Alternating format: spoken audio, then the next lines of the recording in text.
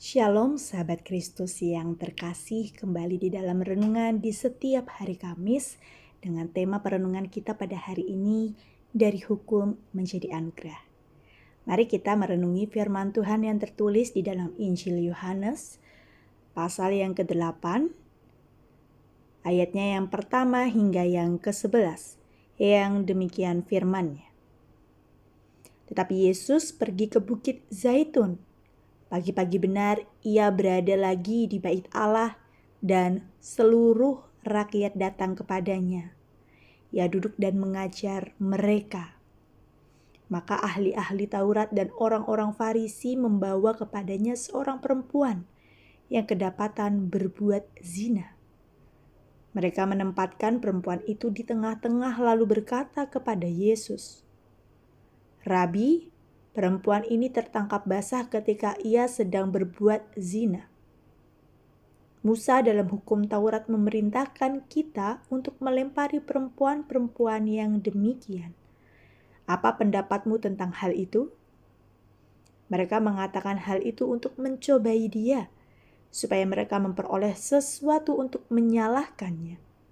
Tetapi Yesus membungkuk lalu menulis dengan jarinya di tanah. Dan ketika mereka terus-menerus bertanya kepadanya, ia pun bangkit berdiri lalu berkata kepadanya, "Barang siapa di antara kamu tidak berdosa, hendaklah ia yang pertama melemparkan batu kepada perempuan itu." Lalu ia membungkuk pula dan menulis di tanah. Tetapi setelah mereka mendengar perkataan itu, pergilah mereka seorang demi seorang, mulai dari yang tertua. Akhirnya tinggallah Yesus seorang diri dengan perempuan itu yang tetap di tempatnya. Lalu Yesus bangkit berdiri dan berkata kepadanya, "Hai perempuan, di manakah mereka?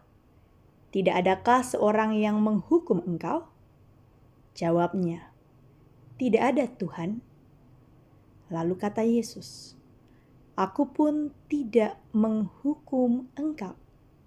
Pergilah dan jangan berbuat dosa lagi mulai dari sekarang." Amin. Sahabat Kristus, orang Yahudi menjadikan hukum Taurat sebagai pengikat, tetapi sekaligus juga landasan hidup yang harus dijaga bersama dengan baik dan ketat. Sebab tanpa hukum yang tegas dan tegak, maka mereka akan bubar jalan. Pengalaman sejarah membuktikan bahwa kalau mereka melanggar hukum Tuhan, maka hukuman besar berupa kehancuran bangsa akan mereka terima sebagai upahnya. Sebab itu mereka tak akan mentolerir pelanggaran hukum dan mereka juga akan menguji setiap orang pilihan yang mengaku sebagai nabi atau Mesias dengan hukum Taurat. Apakah menggenapi atau malah menentangnya? Peristiwa yang dikisahkan dalam Injil Yohanes yang kita baca bersama-sama juga ada dalam kerangka ujian terhadap ketaatan hukum dan pengakuan akan nabi atau Mesias. Apalagi Yesus baru saja dibela oleh Nikodemus.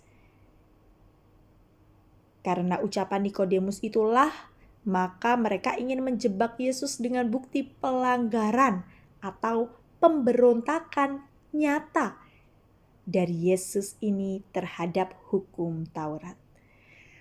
Maka disettinglah situasi yang dilematis dengan jebakan antara taat pada hukum dan belas kasih kepada kehidupan.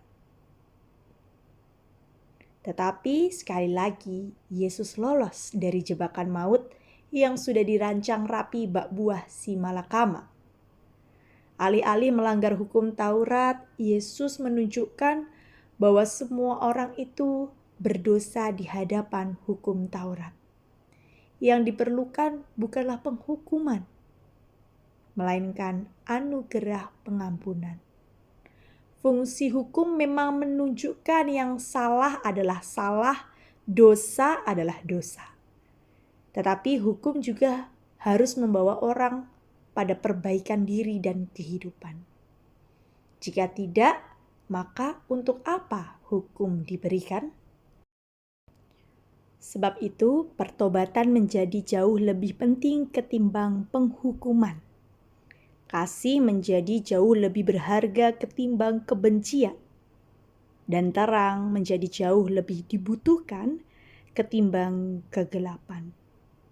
Itulah sebabnya dalam perikop berikutnya Yesus segera berbicara tentang terang dunia. Terang yang mengalahkan kegelapan dan yang membawa orang dari kematian pada kehidupan. Itulah makna dan fungsi hukum di mata Yesus. Kini kita telah menerima anugerah itu. Maka mari kita bersama-sama menghidupi bahwa anugerah yang kita punya pun harus kita wujudkan dalam kehidupan kita sehari-hari.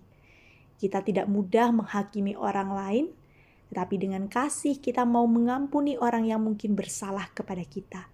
Dan kita boleh membawa mereka ke dalam jalan pertobatan seperti kita hidup di dalam pertobatan.